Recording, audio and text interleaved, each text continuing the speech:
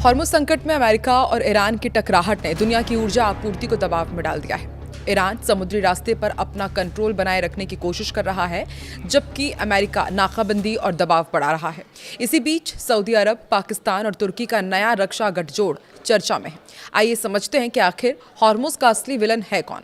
नमस्कार, मैं हूं आकांक्षा और आप देख रहे हैं न्यूज़ 18 का डिजिटल प्लेटफॉर्म।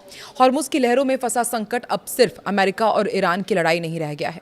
एक तरफ ईरान यहां पर अपना कंट्रोल बनाए रखने की कोशिश कर रहा है, तो दूसरी तरफ अमेरिका नाकाबंदी और दबाव के जरिए तेहरान को झुकाना चाहता है। इसी बीच सऊदी अरब, पाकिस्तान और तुर्की ने 7 अगस्त को मक्का में साझा रक्षा समझौता कर नया क्षेत्रीय सुरक्षा समीकरण खड़ा कर दिया है, जिसे इस्लामिक नाटो भी कहा जा रहा है। लेकिन सवाल यही है, इतने बड़े क्षेत्रीय संकट के बीच ये नया गठजोड़ समुद्री रास्तों की सुरक्षा में कितना खरा उतरेगा। अब खतरा हॉर्मुज़ से आगे लाल सागर के बाब अल मंडेब तक जा पहुंचा है, जिसने पूरी तस्वीर को और खतरनाक बना दिया है। दरअसल जुलाई में एक रिपोर्ट सामने आई थी कि ईरान ने हूथियों से कहा था कि अगर अमेरिका उसके ऊर्जा ढांचे पर हमला करता है तो बाब अल मंडेब को बंद करने के लिए तैयार रहें। बाद में हूथियों ने कई जहाजों को निशाना बनाया। सबसे पहले समझिए कि हॉर्मुज़ इतना बड़ा मुद्दा क्यों है। देखिए, हम सभी जानते हैं कि हॉर्मुज़ दुनिया के सबसे अहम ऊर्जा मार्गों में से एक है। आईईए के मुताबिक साल 2025 में औसतन करीब 2 करोड़ बैरल प्रतिदिन कच्चा तेल और तेल उत्पाद इसी जलडमरू मध्य से होकर गुजरे हैं, जो दुनिया के समुद्री तेल व्यापार का करीब 25% था। एलएनजी का भी करीब 20% वैश्विक कारोबार इसी रास्ते से जुड़ा हुआ है। युद्ध शुरू होने के बाद इसका असर सीधे वैश्विक तेल बाजार पर पड़ा। आईईए ने मार्च में अपने इतिहास का सबसे बड़ा आपात तेल भंडार जारी करने का फैसला किया था, 40 करोड़ बैरल। अगस्त तक एजेंसी साफ चेतावनी दे रही थी कि वैश्विक तेल भंडार तेजी से घट रहे हैं और साल 2026 में वैश्विक तेल आपूर्ति में बड़ी गिरावट की आशंका है। यानी हॉर्मुज़ में तनाव का मतलब सिर्फ खाड़ी में खड़ी जहाज नहीं है, बल्कि दुनिया भर में पेट्रोल, डीजल और ऊर्जा की कीमतों पर दबाव भी है। आइए जानते हैं कि हॉर्मुज़ के इस हाल का आखिर असल में जिम्मेदार है कौन। देखिए, आरोपी नंबर 1 है ईरान, जिसने हॉर्मुज़ को हथियार बना लिया है। ईरान पर सबसे बड़ा आरोप यही है कि वो अंतर्राष्ट्रीय समुद्री मार्ग को अपने दबाव के औजार की तरह इस्तेमाल कर रहा है। तेहरान ने हॉर्मुज़ में जहाज़ों की आवाजाही को रोका है। अगस्त में ईरानी संसद की एक समिति ने ऐसे मसौदे पर विचार किया जिसमें अमेरिका, इजराइल और अन्य शत्रु माने जाने वाले देशों के जहाज़ों पर रोक और नियम तोड़ने वाले जहाज के माल की कीमत के 20% तक जुर्माने का प्रावधान बताया गया। मार्च में आईआरजीसी ने हॉर्मुज़ में माइंस बिछाई और जहाज़ों पर हमला किया। अब ईरान और ओमान के बीच हॉर्मुज़ को लेकर डील फाइनल हो गई है। दोनों देशों ने जहाज़ों के आने जाने के लिए निर्धारित मार्गों पर सहमति बनाई है। हालांकि तकनीकी बातचीत और औपचारिक समझौता बाकी है, लेकिन इसका मतलब ये नहीं है कि हॉर्मुज़ सामान्य आवाजाही के लिए पूरी तरह खुल गया है। यही ईरान की सबसे बड़ी ताकत भी है कि जलमार्ग को खोलने का सवाल खुद एक सौदेबाजी की चाबी बन गया है। आरोपी नंबर 2 है अमेरिका, जिसने दबाव को बढ़ा दिया। लेकिन पूरी कहानी का दोष सिर्फ ईरान पर डालना भी आसान नहीं है।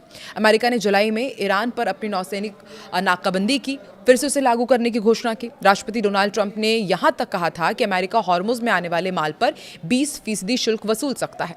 बाद में उन्होंने इस प्लान को व्यापार और निवेश समझौते से बदलने की बात कही। यानी एक तरफ ईरान कहता है कि हॉर्मुज़ पर उसकी शर्तें चलेंगी, दूसरी तरफ अमेरिका भी यही कहता है कि तेहरान को अकेले इस जलमार्ग का नियंत्रण तय करने नहीं दिया जाएगा।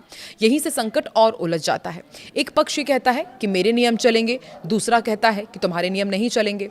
जो तीसरा विलेन इसमें माना जा रहा है, यह है नया इस्लामिक नाटो। अब कहानी में एक नया पात्र भी जुड़ गया है। देखिए, सऊदी अरब, पाकिस्तान और तुर्की का मक्का संयुक्त रक्षा समझौता। 7 अगस्त को दरअसल तीनों देशों ने एक समझौता किया, जिसके तहत किसी एक पर हमला सभी के खिलाफ हमला माना जाएगा।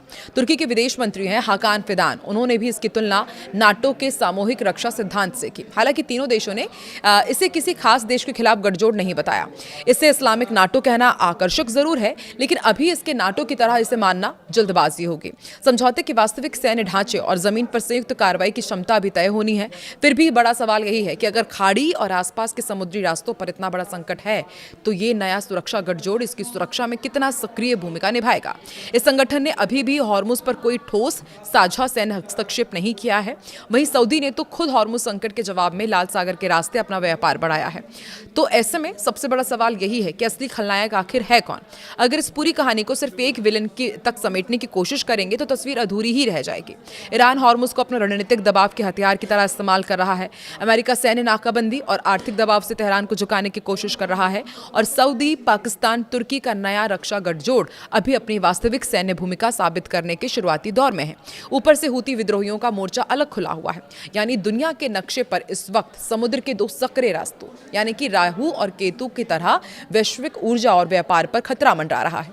इसकी कीमत किसी एक देश को नहीं चुकानी पड़ रही है। तेल भंडार घट रहे हैं, आपूर्ति में कमी हो रही है और युद्ध लंबा खिंचने पर पूरी दुनिया की अर्थव्यवस्था पर दबाव पड़ रहा है। IEA ने अगस्त में अनुमान लगाया है कि साल 2026 में वैश्विक तेल आपूर्ति में 4.3 मिलियन बैरल प्रतिदिन की गिरावट हो सकती है। ईरान के साथ समझौते की अमेरिकी कोशिशों से उसके कुछ खाड़ी सहयोगी निराश हैं।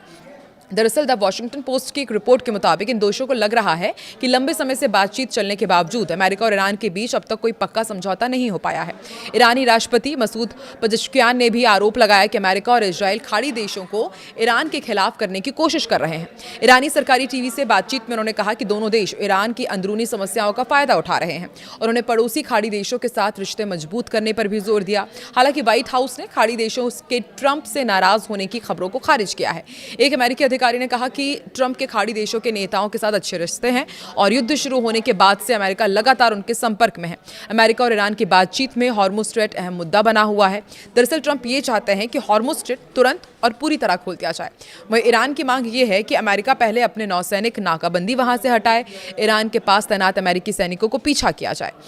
ईरानी विदेश मंत्री अब्बास अरागची ने कहा है कि ईरान और ओमान के बीच हॉर्मुज़ को लेकर बातचीत चल रही है। इसमें समुद्र में जहाज़ों के लिए रास्ता तय करने जैसे तकनीकी मुद्दों पर चर्चा हो रही है। उन्होंने ये भी साफ किया कि ये बातचीत अमेरिका के साथ चल रही बातचीत से अलग है। तो आपको क्या लगता है, ईरान और ओमान क्या एक पेज पर आ पाएंगे हॉर्मुज़ में जहाज़ों की आवाजाही को लेकर? और जिस तरह से पेच फंसा हुआ है अमेरिका, ईरान और अब इस्लामिक नाटो देशों के बीच, क्या होने वाला है हॉर्मुज़ में? आपको क्या लगता है, ये रास्ता खुल भी पाएगा या फिर इसी तरह प्रेशर पॉलिटिक्स के चलते आम जनता इसका खामियाजा भुगतेगी?